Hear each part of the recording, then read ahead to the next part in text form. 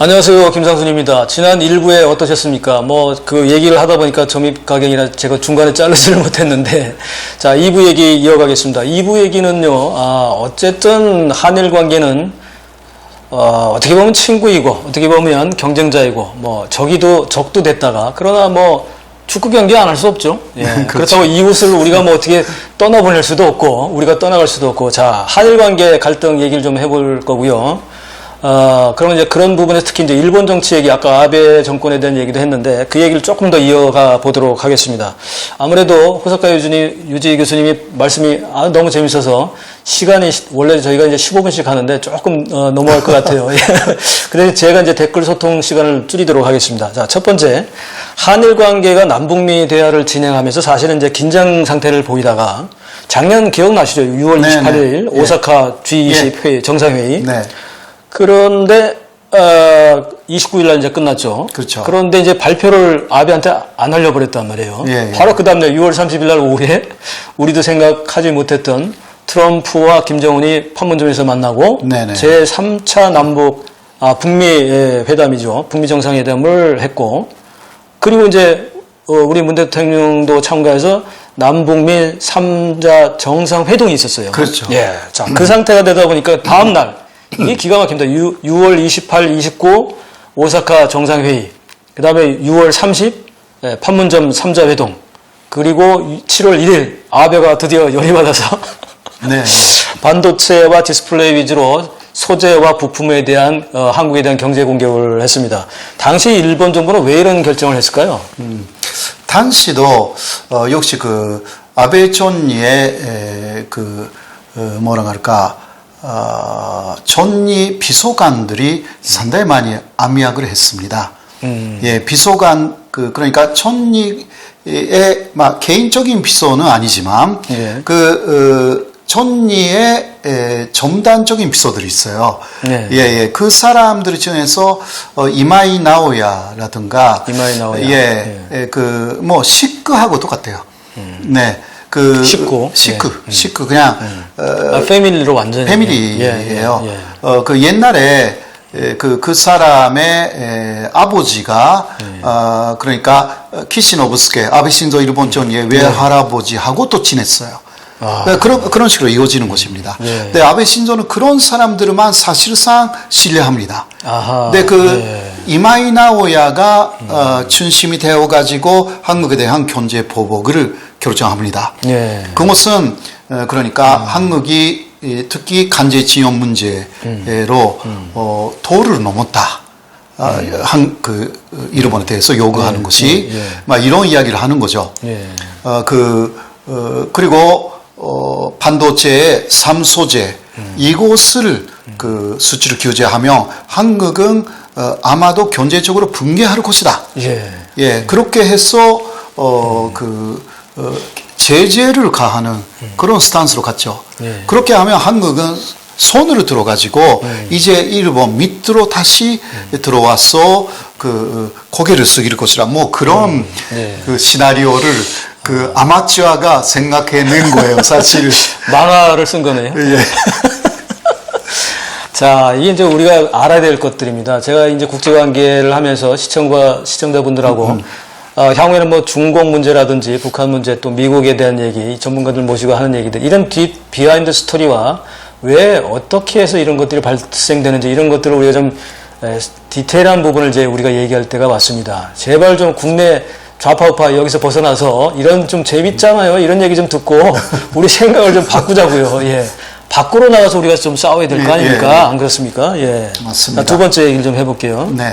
반도체 디스플레이 이런 소재 부품 중심으로 벌어진 한일 경제 전쟁은 그러나 그들이 생각했던 것과는 다르게 완승으로 끝났다고 우리가 봐도 될 것 같고요. 네, 맞습니다. 10개월이 지나 이제 11개월째 들어가고 있잖아요. 이제 그렇죠. 우리가 오히려 일본 기업들이 한국에 와서 합자나 혹은 단독으로 여기 와서 공장을 세워서 직접 다시 삼성이나 SK 같은 데 공급을 하려고 하고 있고요.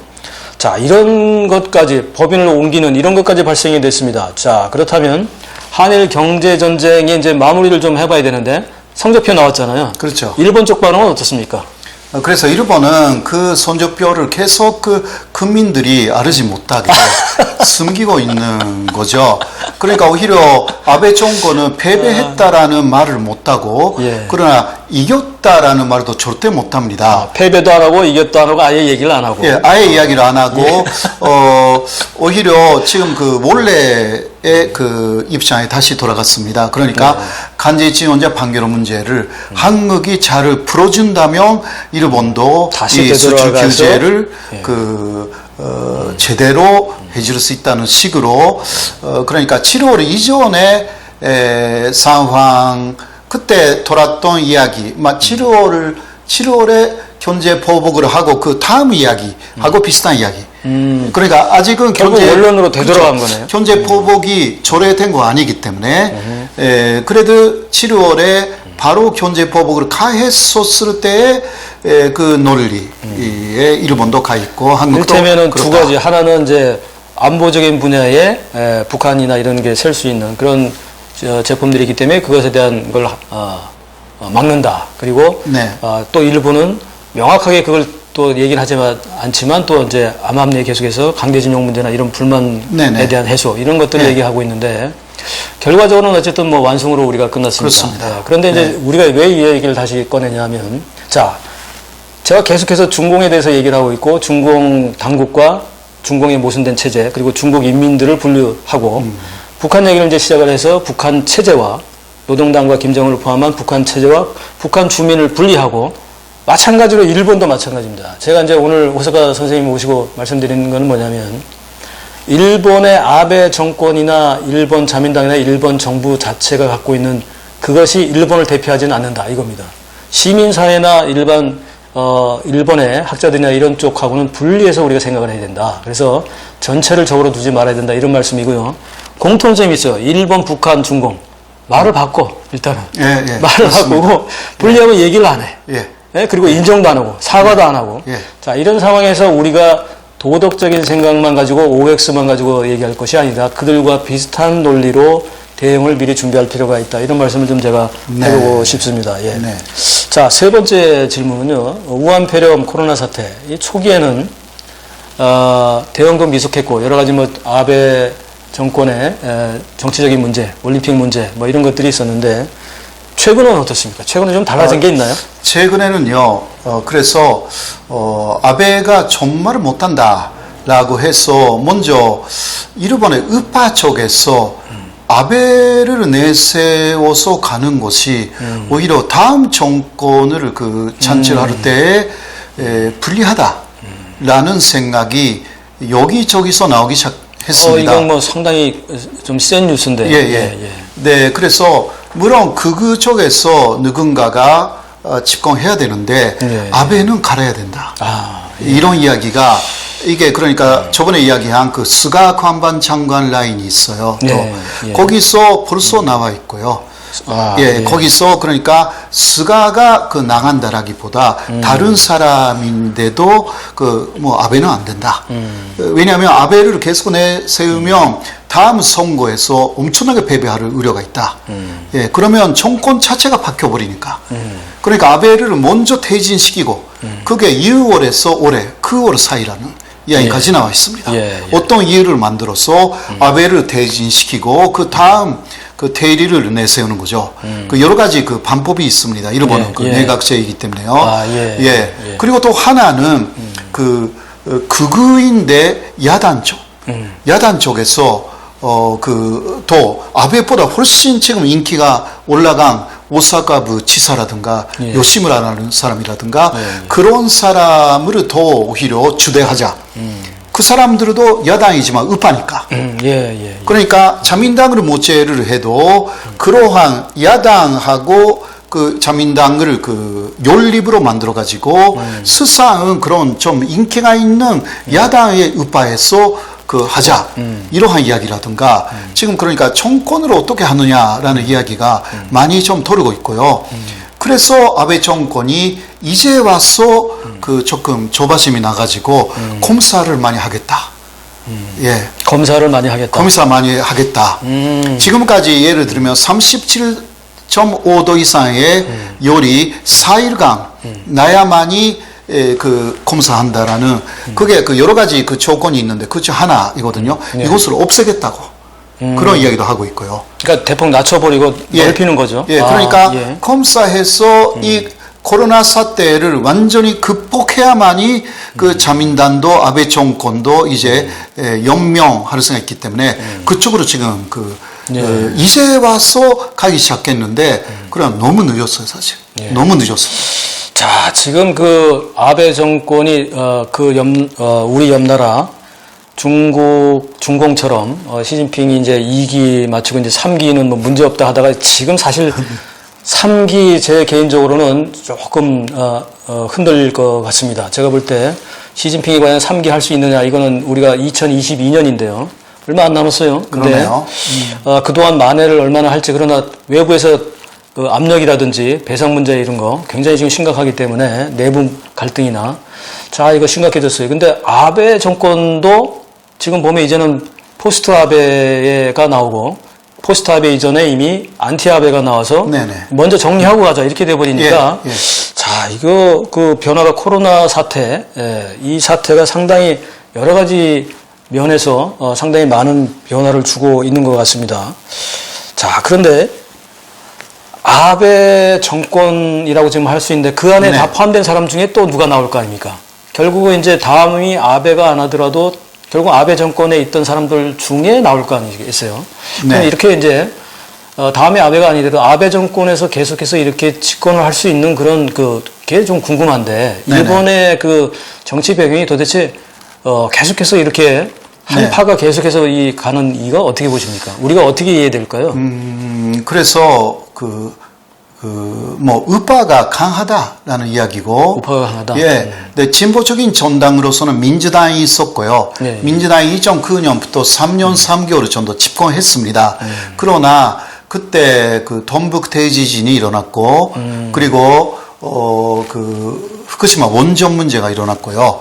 그때 초기에 후쿠시마 원전 문제를 은폐했어요, 그 사람들이. 아하. 예. 그래서 국민들의 신뢰를 완전히 잃어버렸습니다. 예. 그래서 민주당 정권이 괜찮은 정권이었는데도 3년 3개월로 몰락했어, 그 사람들이. 네. 그 다음에 아베 정권이 됐죠.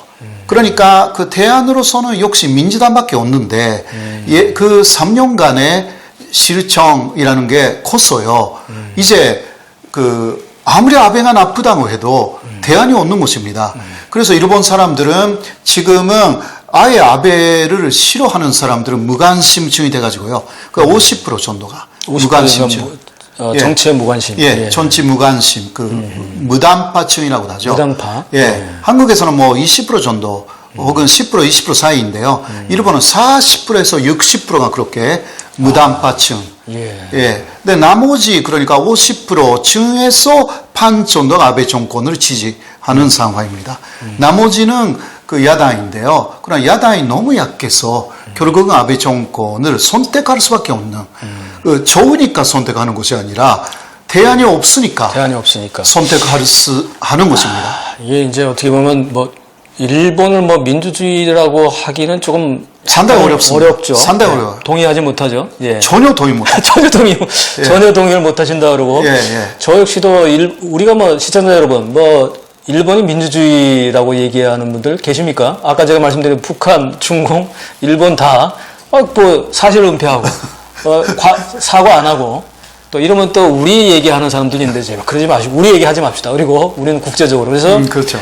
자, 그런 상태에서, 아베, 그러니까 이제 정권이 결국은 후쿠시마 원전 사태를 민주당이 덮는 바람에 그 피해가 너무 컸잖아요. 예, 예, 그렇죠. 그 아픔이 너무 크기 때문에 이제 그랬던 건데, 코로나 사태가 점점 이렇게 해서 지금 걷잡없이 가고 있는데, 이 상태로 비슷한 역전 효과가 또 날 수도 있겠네요. 어떻게 보세요? 예, 그러니까 코로나를 더 계속 덮었잖아요.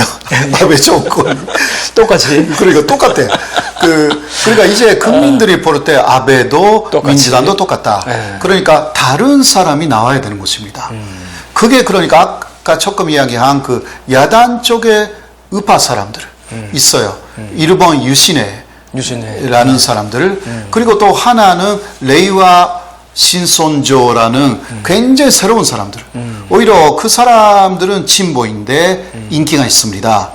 그러니까 그런 야당 쪽에서 어떤 연합을 만들면 자민당이 사실 몰락할 수가 있습니다. 그 다음 선거에서 예. 야당 연합으로 자민당을 이제 이겨버리는 거죠.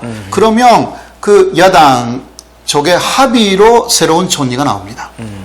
그러면 포스트 아베가 아닙니다. 그렇죠. 그거는 네. 달라지는 거죠. 완전히 달라지는 것입니다. 이게 그 옛날에 그러니까 2009년에 민주당의 재연이다. 물론 이번에는 연합으로 가야 되지만. 네. 자, 이제 포스트 아베까지 원래 질문을 드리려고 했는데 이미 이제 답이 나왔고, 그래서 이제 마지막 질문 하나 드리면, 자, 한일 관계 말이죠. 우리가 오해하는 부분이 많아요. 우리가 오해하는 부분이 이제 우리 국민들도 그렇고 저쪽 국민들도 상대방에 대해서 너무 잘 모르면서, 네, 그렇죠? 과거사 문제에서 감정적으로 나가거나 내용을 잘 모르면서 이제 이런 결국은 이제 애국심으로 마지막에 뭐 축구 대회나 국대 야구 경기나 이렇게 돼버려요. 결국은. 근데 그것이 아니라 이것이 이제 시민사회나 결국은 정치들이 문제 아니에요. 정치가들이 그렇죠. 문제고 체제가 문제고 정치가들이 정치 잘 못하니까 자기들 내부의 문제를 외부로 돌려서 일본 같은 경우는 걸핏하면 독도나 뭐 네네. 한국 문제 늘어지고 한국은 그걸 가지고 참다가 걸핏하면 다시 반격하고 서로 해서 이제 이런 갈등이 생기는데 자, 이제 일본은 그렇다 치고 지금 이제 한국인이 되셔서 양쪽을 다 보셨잖아요. 네, 네. 한국이 어떻게 일본은 뭐 나중 문제고 어떻게 해야 한일 갈등에서 우리가 좀 더 뭐 주도적이랄까 혹은 그 오해를 덜하고 어떤 방법을 좀 고민하면 우리가 좋을까요? 지금 코로나 사태에는 상당한 기회라고 할 수 있습니다. 기회다. 먼저, 네. 그 한국이 모든 그 세계적인 표준을 만들고 있어요. 코로나 사태에서. 네, 네. 그러니까 이 상황을 잘 활용할 수가 있다. 코로나 후의 세계도 한국이 잘 만들어 나가면 세계 표준으로 제시할 수가 있습니다. 네. 그러니까 풀어나가는 과정이라는 게 대단히 예민하거든요. 근데 이거 지금 하기 시작했지 않습니까? 네. 그러니까 코로나를 잡는 과정, 코로나 후의 세계에 어떻게 돌아가려고 하는가, 혹은 새롭게 어떤 것을 창조하느냐, 이 모델을 한국이 만들어 버릴 수가 있어요. 그러면 일본이 달아올 수밖에 없습니다. 지금 일본은요, 한국 모델을 커버하고 있어요.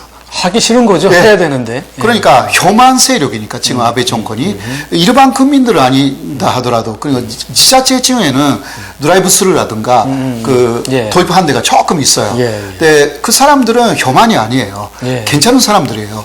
그러나 아베 정권은 혐한이니까 안 돼. 그러니까 이 사람들이 일단 끝나야 돼요. 지금 코로나가 끝내줄 수도 있어요.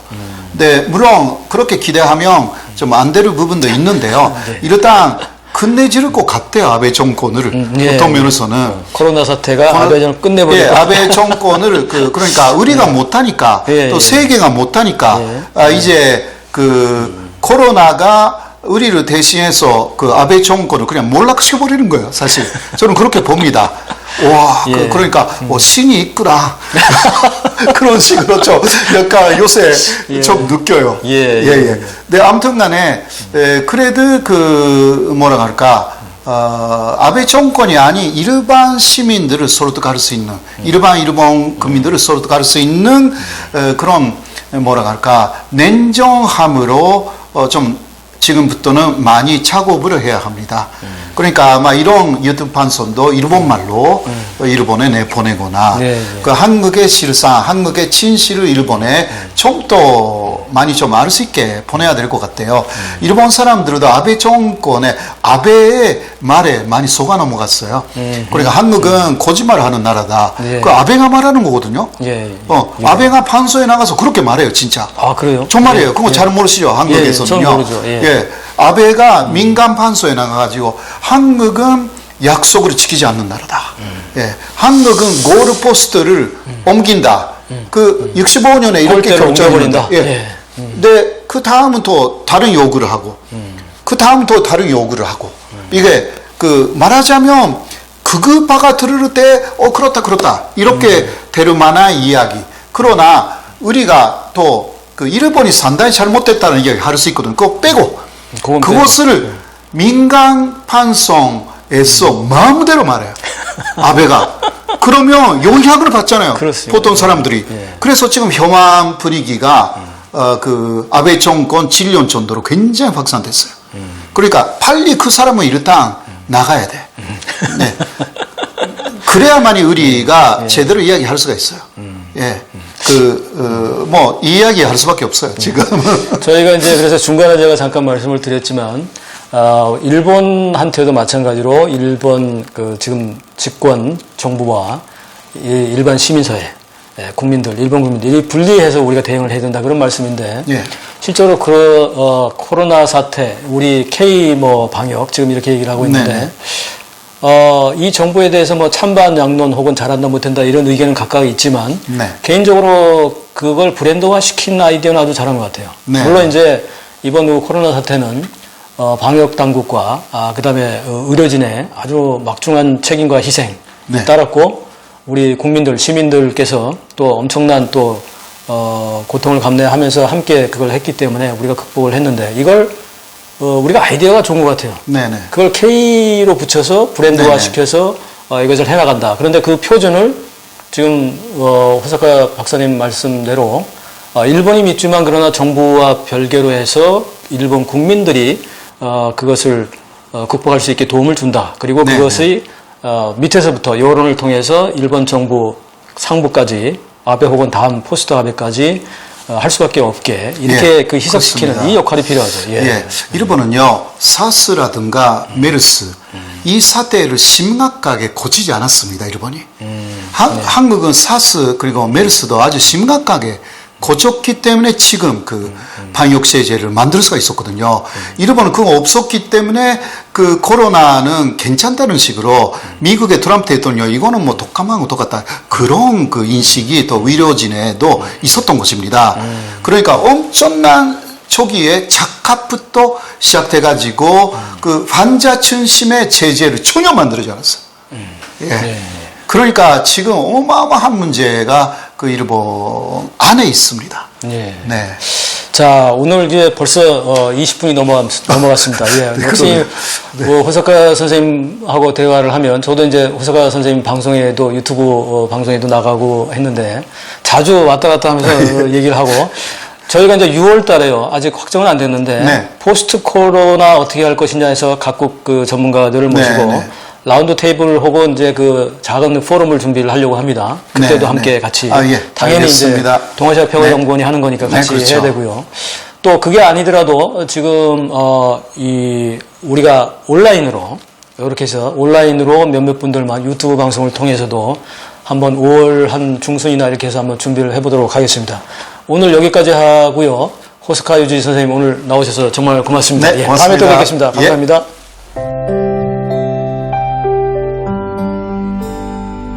댓글 소통과 에피소드 시간입니다. 호사카 유지 박사님의 하편 말씀은 너무 잘 설명을 해 주셨기 때문에 따로 요약하지 않겠습니다. 아쉬운 점을 한 가지 말씀드리겠습니다. 전문가 1대1 대화를 통해서 각 분야 전문가들이 자기 분야에서 열정을 다해 평생 연구하고 고민하는 문제들을 시청자 여러분들께 소개를 하고 있습니다. 그런데 일부 시청자 중에는요, 전문가들이 고심하고 연구하면서 얻은 연구 결과를 일반인들 중에 일부 시청자 중에 그걸 뭐 제대로 이해하지도 못한 채 감정이나 추상적, 통속적 생각으로 욕하거나 비난하는 아주 수준 낮은 태도를 보이는 사람들이 있습니다. 모르면 질문을 좀 하세요. 제가 계속 강조하지만 이해가 안 되거나 혹은 오해가 되는 그런 생각이 있으면 질문을 먼저 하세요. 그 뒤에 뭐 비난을 하든지 해도 늦지 않습니다. 예. 일단 이걸 먼저 좀 생각을 해보세요. 전문가들이 자기가 평생 연구하고 연구할 이런 얘기들을 고민하면서 이 얘기들을 제 채널에 와서 얘기하고 있습니다.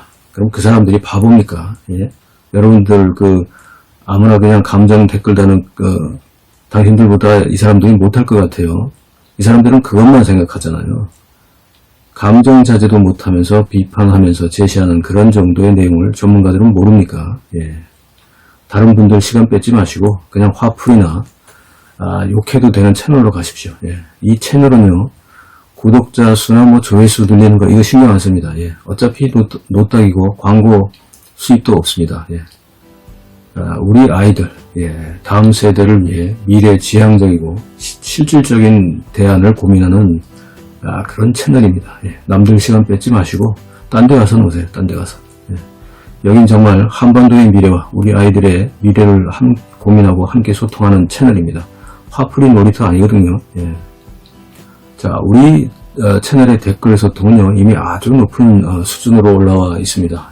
구독자님들, 시청자님들, 그리고 댓글 소통에 참여하시는 모든 분들께 진심으로 감사드립니다. 예, 감사합니다. 다음 방송에 뵙겠습니다.